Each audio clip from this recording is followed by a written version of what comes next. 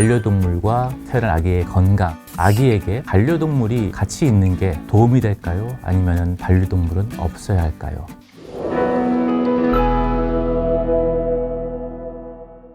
안녕하세요. 세균으로 세상을 설명하는 조응근연구소 김석진 소장입니다. 혹시 여러분 집에 반려동물 있으십니까? 특히나 반려동물과 함께 아기가 있다거나 아기를 맞이할 준비를 하고 계시는 분들이라면 이 동영상이 많이 도움이 될 것 같습니다.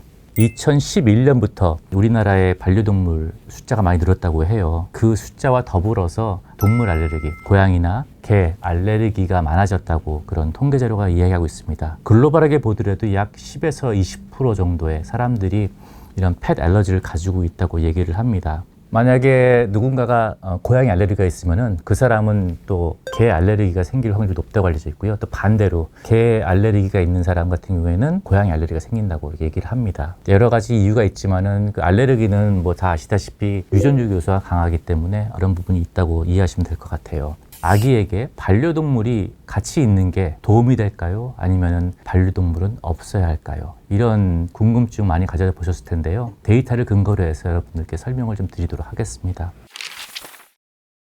2014년에 미국의 존스 홉킨스 대학에서 나온 자료가 있습니다. 결론부터 말씀드리면은 아기가 태어난 지 1살이 되기 전에 집에 펫이 있는 것뿐만 아니라 뭐 쥐가 있다거나 바퀴벌레가 있다거나 이런 환경에서 아이들이 자랄 때 동물이나 바퀴벌레 이런 알러지가 생길 확률이 오히려 적다고 얘기를 해요. 그래서 이 스터디는 3살 아이들을 대상으로 해서 1살 이전에 동물이나 다양한 곤충들을 만날 수 있는 그런 기회가 있었는지 없었는지를 보고 그 이후에 3살 됐을 때 본 건데요. 1살 이전에 집에서 동물들과 함께 자란 아이들의 경우에는 3살 때 보니 알레르기나 아스마, 그러니까 즉 천식이 적더라라고 얘기를 합니다. 즉 1살 이전에는 내가 접한 환경에 순응하거나 적응할 수 있는 그런 톨러런스라는 그런 윈도우가 있다라 해서 1살 동안에는 다양한 자극에 자연스럽게 적응할 수 있는 그 기회가 생긴다라고 이해하시면 될 것 같습니다. 이 논문에서 흥미롭게 또 얘기한 것은 장내세균의 건강한 구성은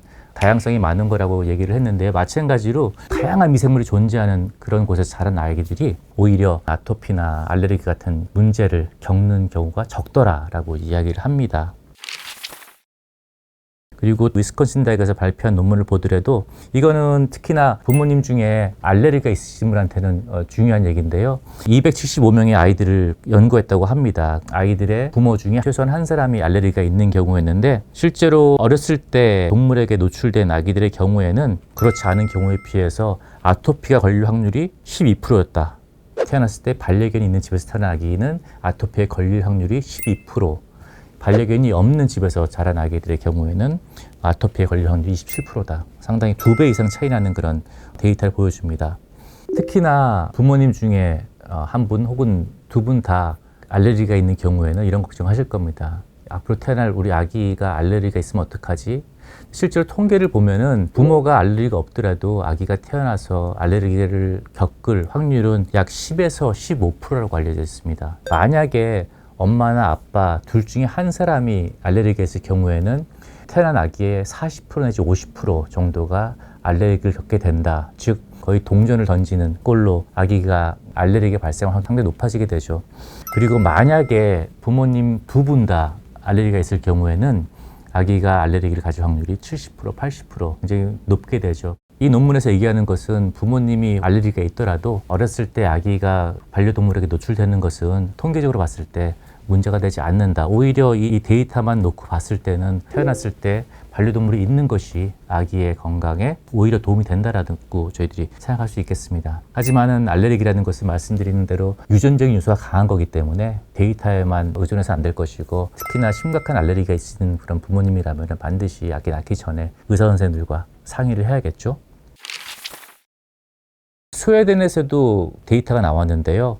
100만 명이 되는 아주 많은 의료 기록을 통해서 검사를 해봤답니다. 태어났을 때 반려동물이 있거나 farm animal, 양이나 말, 소 이런 환경에서 자란 아이들을 쭉 관찰하면서 그들이 6살이 됐을 때 건강을 체크했다고 해요. 그랬을 때 이 동물들에 노출되는 시점이 태어난 지 1살 이전일 경우에는 천식에 걸릴 확률이 적었는데 3살 이후에 이런 동물들과 자란 아이들의 경우에는 동물들과 함께 자람으로써 받게 되는 도움이 없었다라는 데이터가 있습니다. 그리고 동물 숫자도 또 중요하다고 얘기를 하는데요. 아기가 태어났을 때 형제들이 많은 집에 태어난 아기들은 알레르기를 경험할 확률이 적다라고 말씀드린 바가 있는데, 마찬가지로 동물의 숫자 비례해서 알레르기에 걸릴 확률이 상대적으로 작아진다고 그런 논문이 2018년에 발표되기도 했습니다. 그리고 캐나다에서 나온 논문도 매우 흥미로운데요. 746명의 아기들을 대상으로 해서 스터디를 했고, 이들이 아기 때 동물에 노출됐냐 안 됐냐를 구분해가지고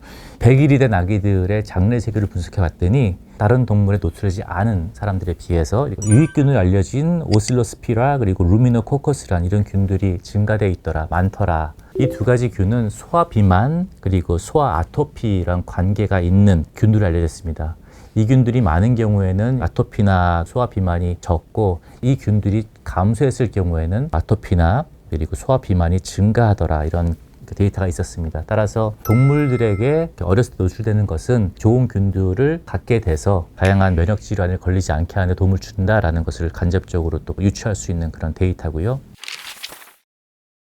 또한 흥미로운 논문이 있는데요. 집에 반려동물이 있으면 가족과 가족들 간에 세균의 구성이 닮아간다고 합니다. 가족과 가족끼리 서로 같이 음식을 공유하고 그리고 뭐 스킨십을 하고 세균을 공유하는 거 있지만은, 또한 동물이 매개체가 돼서 동물을 항상 안고 그러지 않습니까? 그렇기 때문에 가족과 가족 간의 세균의 어떤 종류, 구성이 유사해진다라는 그런 또 흥미로운 논문도 있었습니다. 그래서 가족은 다양한 걸 공유한다라고 우리가 상상할 수 있겠고요. 그리고 집에 반려동물이 있는 사람들의 장내 세균을 분석해 봤더니 우리 몸에 살고 있는 세균들의 가장 중요한 건강 지표인 세균의 다양성이 집에 반려동물이 있을 경우에는 더 증가하더라, 이렇게 이야기하고 있습니다. 따라서 미생물의 다양성은 궁극적으로 면역 조절 기능에 도움을 준다라고 이야기하고 있습니다. 이번 동영상에서는 반려동물과 태어난 아기의 건강에 대해서 살펴봤는데요. 이전에는 동물 알레르기가 걱정돼서 아기가 태어나기 전에 내가 사랑하는 반려동물을 다른 집에, 친구 집에 맡기거나 아니면 친정, 시댁에 맡기는 그런 경우도 있었는데요. 지금 다양한 데이터를 통해서 반려동물이 존재 자체만으로 알레르기에 문제됐다기보다는 오히려 아주 어릴 때 1살 이전에 반려동물에게 노출될 경우에는 알레르기성 질환을 예방하는 데도 도움을 줄 수 있다는 것을 배워봤습니다.